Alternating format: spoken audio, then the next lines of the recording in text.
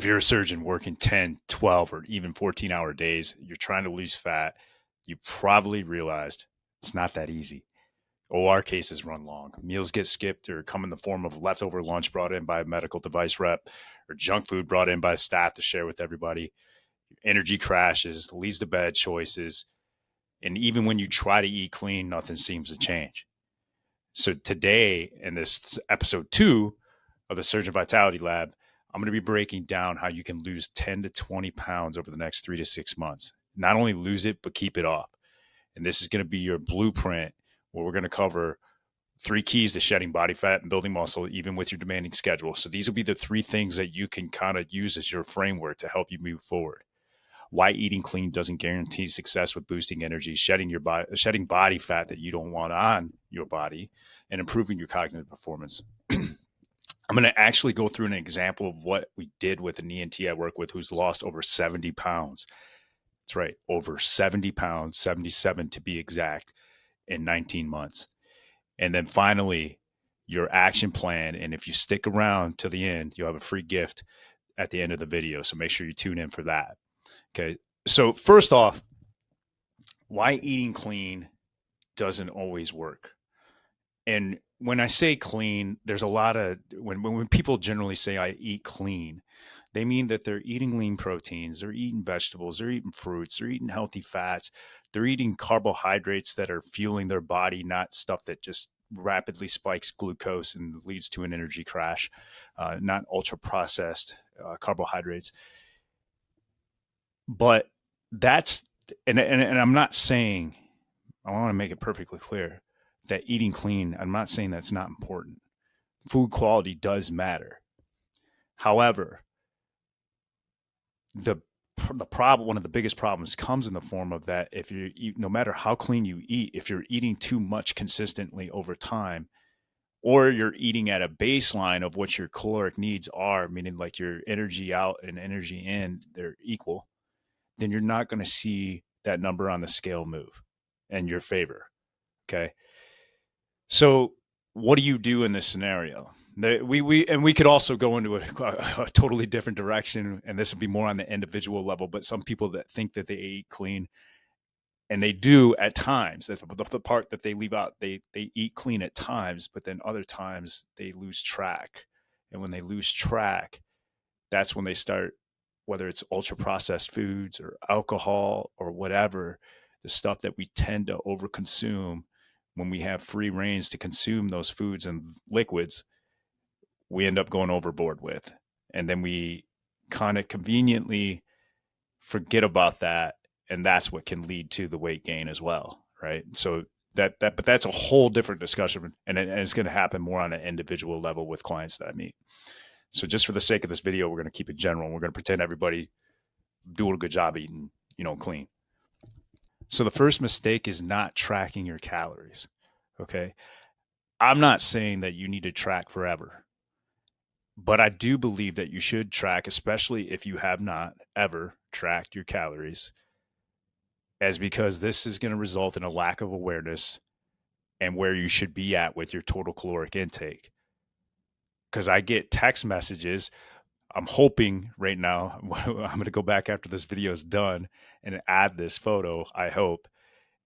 But you're going to see a text message from a client, hopefully somewhere on the screen, that shows a very common response that I get from clients when they start tracking is holy shit, some form of holy shit, I didn't realize how much I was eating. It's going to be some variation of that. And so when that awareness is created, at least now you have awareness and you have the power to be able to make the necessary changes, whether that means you continue to track your calories or you figure it out another way and you start tracking your habits that can decrease or increase the likelihood that you're consuming less than calories than you need to maintain your weight. Because your goal, vast majority of people, they're trying to lose weight or improve their body composition. Body composition gets a little bit more nuanced based on the individual and what their body fat is when we first start working together. But that, again, whole nother discussion. Felt like it's worth mentioning. So having that awareness That's step number one, because then now you have the power to make the change, whether you decide that you're going to track or not track, and then focus on a habit that's going to help you increase the likelihood that you consume less calories. Okay. The goal here is, if you look at the 4 stages of learning, we're basically shifting you from unconsciously incompetent to consciously incompetent. And we stay in that phase of conscious incompetence and try to shift to a conscious competence with doing tracking for at least 7 to 14 days. I'm not saying you're going to be an expert by the end of those 7, 14 days, but you get a pretty good idea of where you should be at for your caloric intake. And then you can make the choice, like I said, habit or track.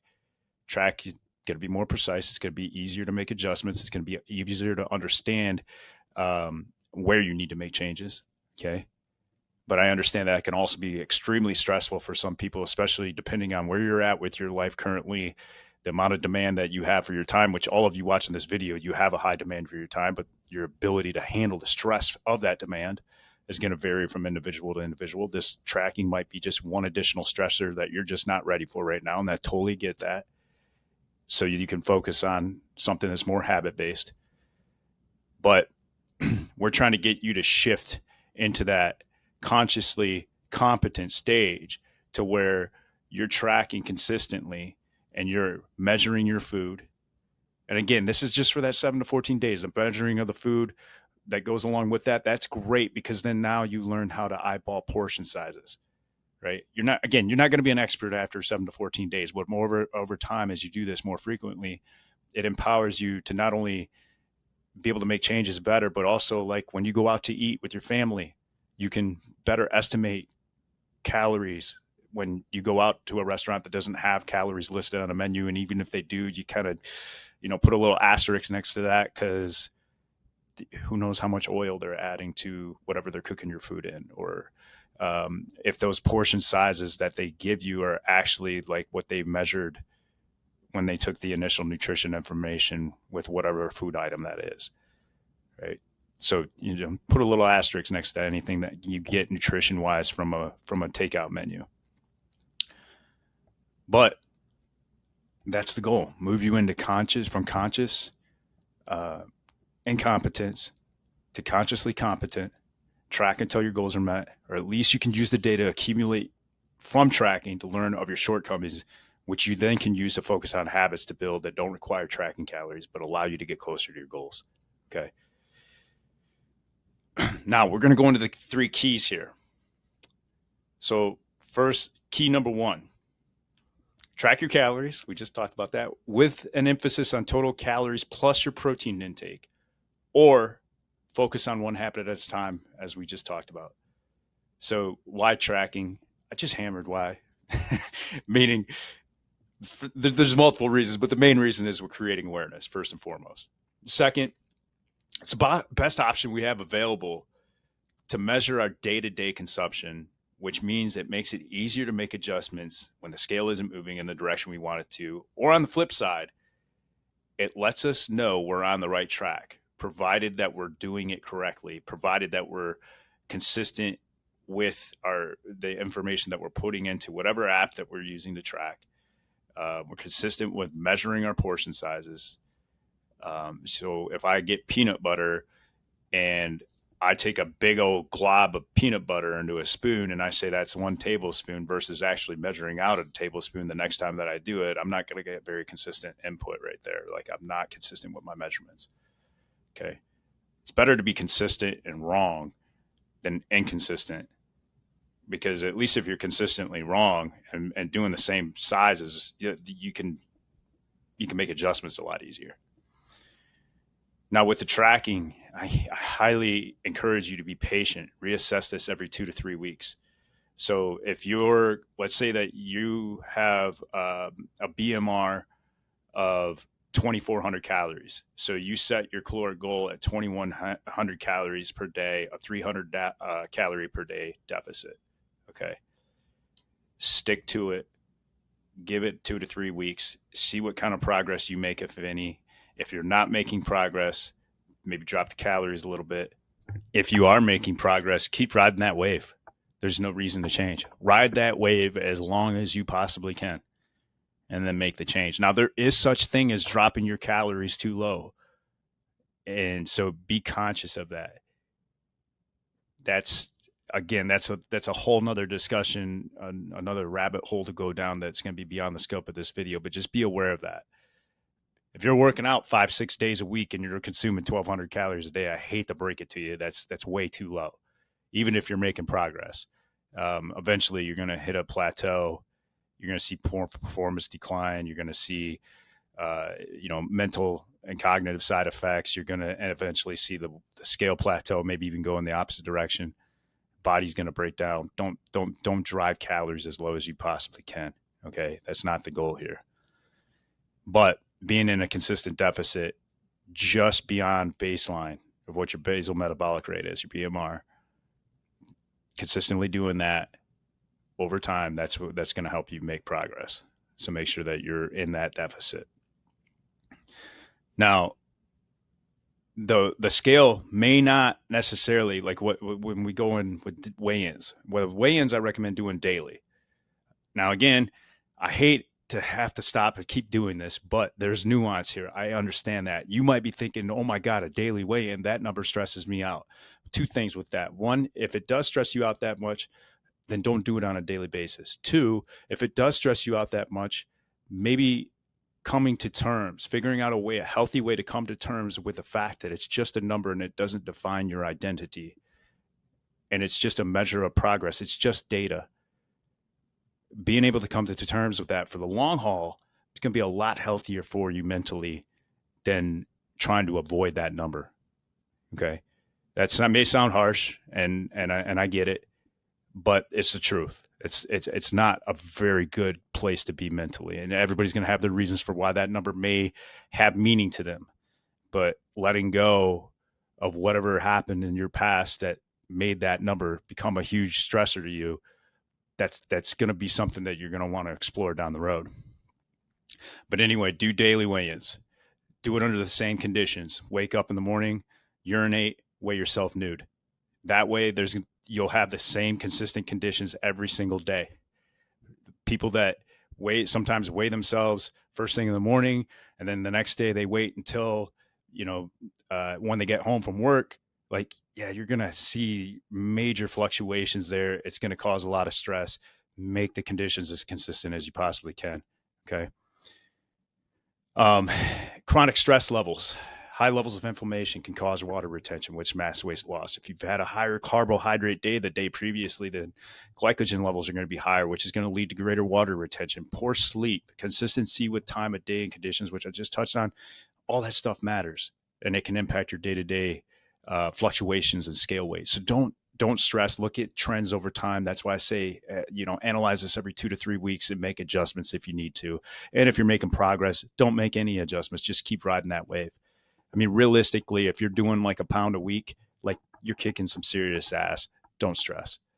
And I know it can suck because you're going to want to see progress faster than that. And depending on where you're at, you may want to be seeing faster progress. But for the majority of people, around a pound per week is going to be pretty solid. Now, why do we put such an emphasis on protein? Well, worst case, we're preserving the muscle tissue we do have, and ideally we're increasing it, right? Why? Why do we want more of it? Why do we want to preserve it? One, it's more metabolically active than adipose tissue. So that means that we're going to have decrease in insulin resistance. We're going to have improved mitochondrial function, which means more energy, less fluctuations in energy levels, and a body that can better regulate and handle stress, right? So that's why we put such a big emphasis on protein. Also, if you're maintaining, worst case scenario, if you're maintaining your muscle mass and you're stripping away body fat, guys, you're going to look more jacked. Women, you say you want to look more toned, you're going to be holding on to your lean muscle tissue, stripping away body fat. Well, those muscles are going to show. That's the tone look that you're going for. It's all the same thing. It's just different words that genders, males like to use jack, women like to use tone. It's all the same. Okay. So the goal here is 1 gram per pound of desired body weight. Okay. So if I'm 180 pounds, I'm trying to get to 160 pounds. I want to make 160 grams my protein goal. This can sound very, very intimidating. And I should say, provided that you have healthy kidneys, no, there's not any research that shows that people with healthy kidneys that consume high protein diets that it's bad for their kidneys. If you have a kidney condition, then yes, consult with your doctor and have that discussion of if it makes sense for you to increase your protein intake.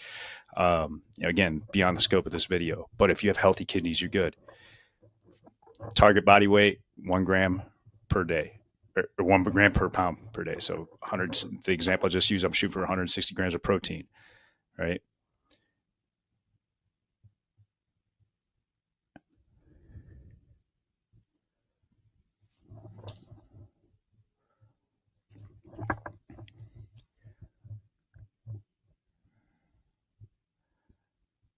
As I alluded to earlier, track for 7 to 14 days. Decide at the end of that 7 to 14 days if this is not for you, that's cool. Figure out what you can do from a habit standpoint. Focus on that habit one at a time. Okay.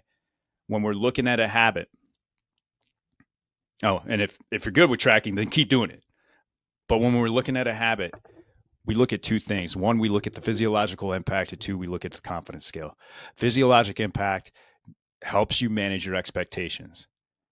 Confidence scale, so we can have better outcomes. So with the confidence scale, look on a scale of 1 to 10. 10, I'm on, or 1, I have absolutely no faith in myself that I'm going to be able to consistently do this. 10 being, there's no doubt in my mind that I'm going to 100% knock this out of the ballpark.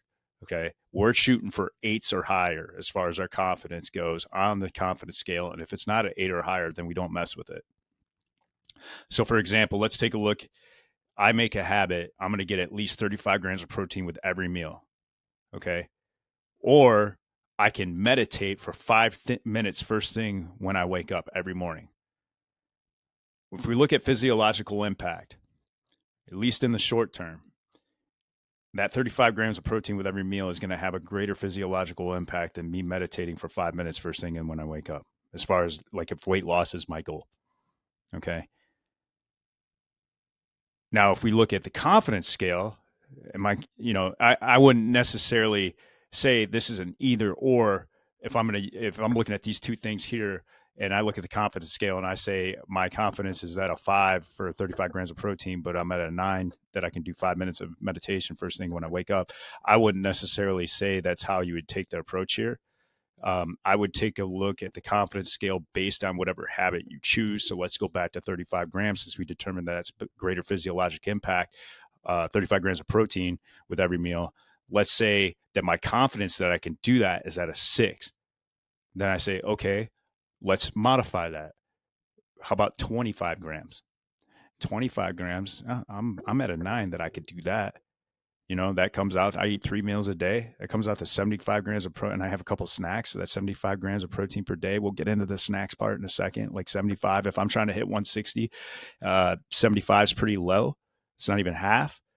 But we'll troubleshoot that in a little bit. Okay, we'll come back to that example. But just to give you an idea of how you can break this down and figure out where you should start with a habit, if that's the route that you choose to go. All right. Key number 2, center your meals around protein. So we already touched on why protein and why we should be consuming more, but how do we get more? Okay, simplest way, get more of the protein you're already consuming. And what I mean by that, let's say you have for dinner, let's say that your main protein source is you have grilled chicken breast and you do 4 ounces of grilled chicken breast. Well, how can you get more protein in? Eat 6 ounces, eat 8 ounces.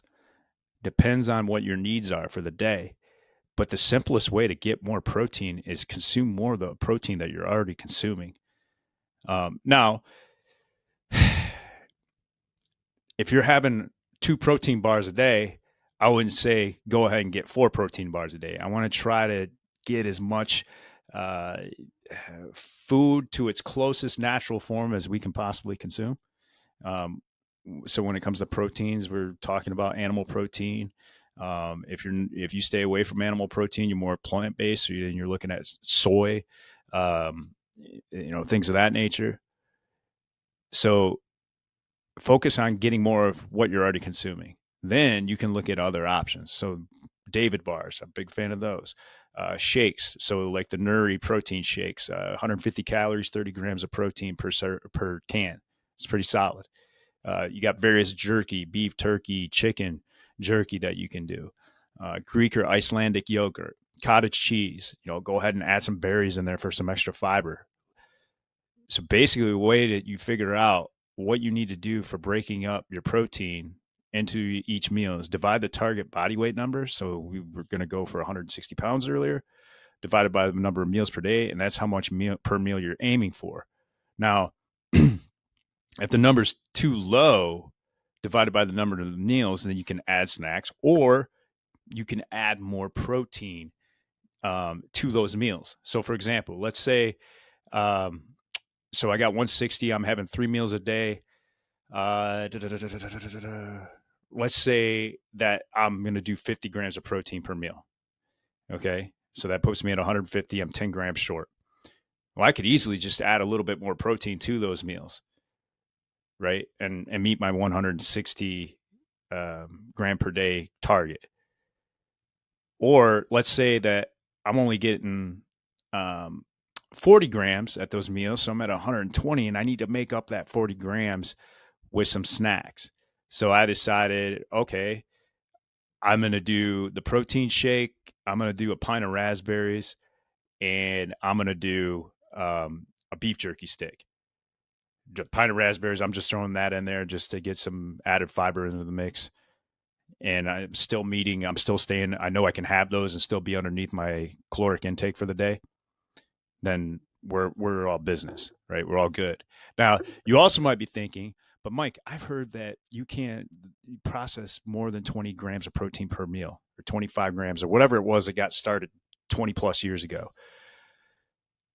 There was research that came out in 2024 that showed you can consume up to 100-gram bolus in a meal, and it showed greater muscle protein synthesis than I believe it was a 100 versus 25 grams.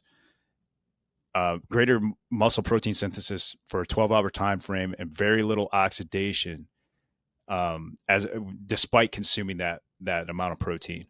Now, the catch is, like, that's over a 12-hour time frame, and that was one protein dose. So 100 grams, and it was against 20 or 25. I can't really remember right off the top of my head, but it showed greater muscle protein synthesis response over that 12-hour time frame, and we would expect that because you're consuming more protein as a whole over that 12-hour time frame than you are if you're having 20 or 25 grams. So like, you're just going to see that.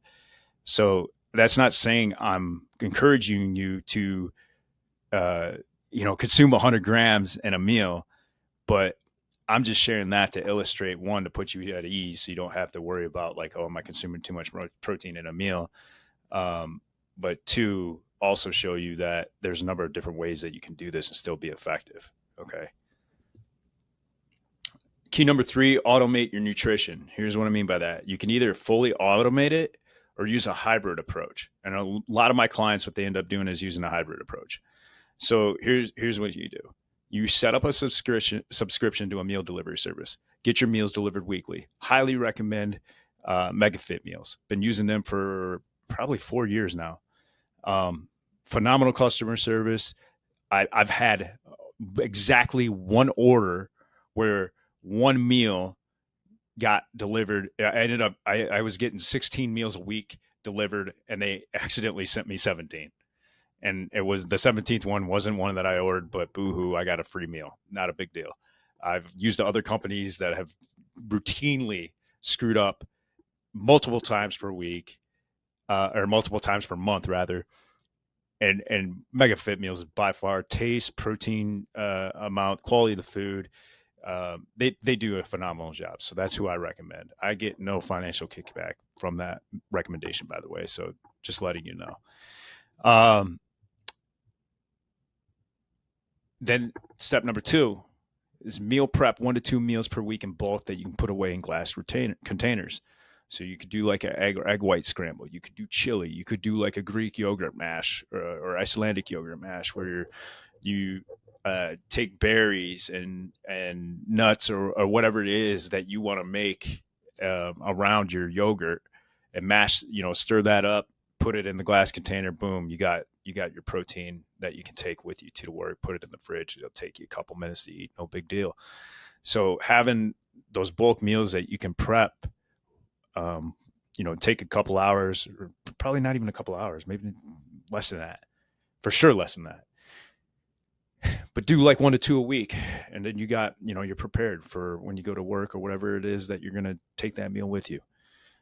Select 1 to 2 meals from 2 to 3 restaurants you most commonly get takeout or dine in at that match with your goals. So, for example, if I tend to go to Chipotle when I'm in a bind, then I could go with a double chicken bowl with double veggies, pico, and guac.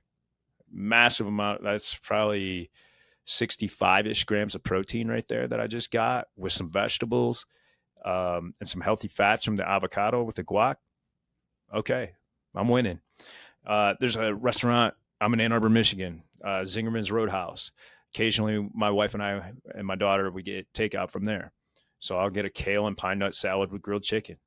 Okay, so there's ways that you can do this and still make good choices that mesh with your goals. Okay, you need to figure out what not only works for you, but what works for your family schedule too. The one thing I've seen, never something I recommend, but I've had surgeons come start working with me. They've been working with another trainer, another coach.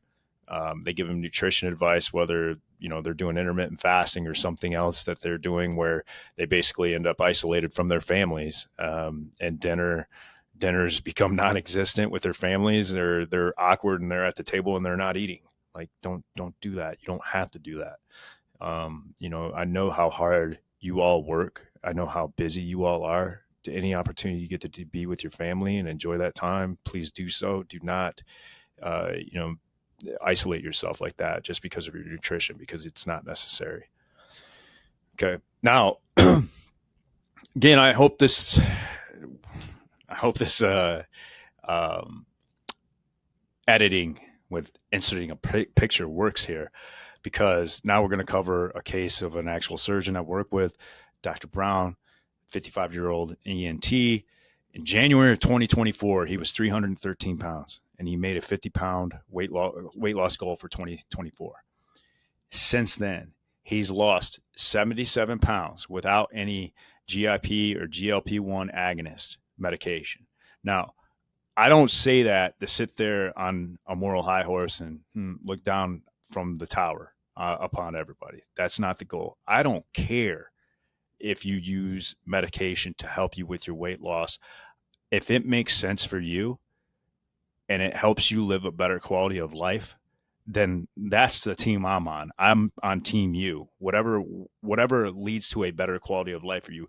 The reason why I mentioned this, that he didn't use those things, is because it helps emphasize how much consistency plays a role into this, and how it doesn't have to be all that complicated in order to make some really substantial progress. Okay.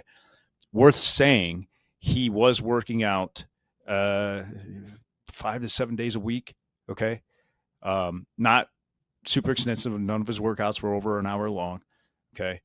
But this is coupled, these nutrition practices, these habits that he focused on, is coupled with a regular exercise routine, with a program that was built based on his needs, goals, and his schedule. Okay. So here's what he did. One, he started tracking his caloric intake and emphasized his protein intake. So that, we said that was key number one, and that's what he started doing. Now, he didn't see massive progress at first. Like, it was something that was frustrating for him initially, but he stuck with it and he stayed consistent with it. And it was coupled, doing that practice there, coupled with what we're going to talk about here in a second, were the big things that that ultimately helped him make the changes that he ended up seeing to help him lose 77 pounds. It's not just the fact that he was tracking his calories. Emphasized his protein intake. That went up slowly over time. Number two, he eliminated alcohol, and he does not miss it. So this started out as world traveler, came back to the States after he was overseas somewhere, and said, you know what I realized is, like, the wine here in America sucks compared to where I go. And that's my words, not his. But more or less, the wine here in America sucks compared to when I go to Italy or any of these other places. And so he made his pact became, I'm only going to drink wine when I'm not in America, which eventually turned into, I'm just not going to drink wine at all. And then it just turned into, I'm not going to drink alcohol at all. And so he's been doing that for probably a year. Cause I would say like when from January 24, I'd say probably by the summer he had made that summer of 2024, he had made that full change where he just got rid of it completely. The third thing we did, minimal ultra processed food intake. So he was very, very conscious and committed to minimizing the amount of processed foods that he was eating, and especially the ultra processed foods. So he stuck to primarily vegetables, fruits, lean proteins, healthy fats. um, and that made a massive difference for him. Again, like you'll see a lot of times people will say, "Oh, when it comes to weight loss, like food quality doesn't matter. It's all about calories in versus calories out." That's a partial truth, but because it's not like if we're going to directly look at it like that, that's true. But ultra processed food, it's less satiating, it's easier to overconsume, and generally like it's not going to be as micronutrient, obviously not going to be as macronutrient rich with like things like protein, things that you need to help you out with your journey and improving body composition and losing weight. So yeah, there's an element of truth to that, but it doesn't tell the whole story. um, Especially like as you're increasing protein intake, one of the benefits you're going to see that I didn't talk about is you're going to be more satiated. So you're not going to feel as hungry in between. You know, if you're eating breakfast before you leave for the hospital or on your way to the hospital and you're not eating again until you get home because you got back to back to back operations all day, you're going to feel a little fuller for a longer period of time than if you're not eating um, enough protein. And then, you know, if you can make that protein source 6 ounces of grilled chicken breast, chopped up and diced up into like a scrambled eggs, that's going to keep you fuller for longer. It's going to take you a little longer to eat than if you were eating like a protein bar. Okay. Protein bar, better option for when you're in a bind at the hospital or at work, or if you got meetings all day and you only got a couple minutes, you know, it could be a quick protein source that's not overly calorically dense. Okay. So again, with all these changes, 77 pounds, 19 months, pretty awesome. More energy, more confidence. And he's feeling the best he's ever felt in his adult life at 55 years old, which is pretty awesome. So here's your takeaway plan. If you want to start making progress this week, then here we go. Number one, start tracking your calories with a reliable app like Macros First, or build out a plan over 16 to 20 weeks with 4 to 5 habits you could adopt to help you make progress. Make sure you're at least 80% confident you can be successful. Manage your expectations. If you end up implementing something that's not going to have a huge physiologic impact, not really move the needle as far as the scale goes or as like body composition goes, but it's something that is a good healthy habit that'll help you for the long haul, just understand that you may not see as much progress as you're working and being successful with that habit, and that's okay. It's just help you manage your expectations.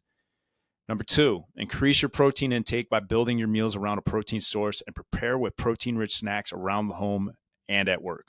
Okay. And number three, automate your nutrition or use a blend of automation and strategize your meal preparation. Okay. Awareness and preparation is what it all boils down to. Make you aware so you can make the change, be prepared so that you can consistently execute. Okay. You can make it work with your schedule, even if you're in the OR doing back to back to back operations all day, because I've seen it work. Okay. If you comment nutrition, I'll send you a free copy of my manual, the Surgeon's Nutrition Guide for Long Days in the OR and Clinic. And that'll give you a very tangible framework to be able to use and implement with your day to day to help you make progress with your nutrition. So you comment nutrition, I'll send that to you. I'll respond to you and have to get your contact information. But I'll get that to you. Okay. Now, if you want help with building out a custom workout nutrition plan that works with your schedule, not against it, click the link in the description of this video to book a call with me. during the call, I'm there to listen to you and learn what you're looking for help with. And then I'll build out your plan, show it to you, and then we can determine if it makes sense to work together. And if it doesn't make sense, no hard feelings. And if it does, then we'll have a discussion of what that looks like, and we can move forward from there, get you set up with your assessment, and get you started. But I appreciate your time. This is the Surgeon Vitality Lab. I'm Mike Koval. I'll see you in the next episode.